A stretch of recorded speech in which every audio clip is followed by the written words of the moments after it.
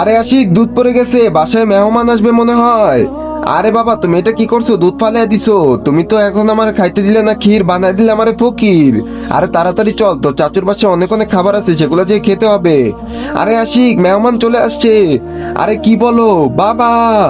আরে এগুলা না বলে তাড়াতাড়ি করে দরজার তালা লাগা। ও চাচা, বাসায় আছো?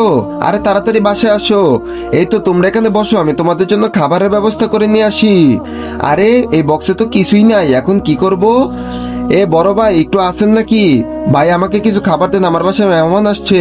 আরে ভাই, এখানে কোনো খাবার নেই, এখান থেকে যাও। কিন্তু তার আগে তুমি যদি আল্লাহকে ভালোবাসো তাহলে ভিডিওতে লাইক করে চ্যানেলটাকে সাবস্ক্রাইব করো, আর শয়তানকে ভালোবাসলে কিছুই করা লাগবে না, কমেন্টে বলো আই লাভ আল্লাহ। আরে এই খাবার তোমরা কই পাইলা? আরে ভাই, আপনি কি মজা করতেছেন? আপনি তো দিয়ে গেলেন আমাদেরকে।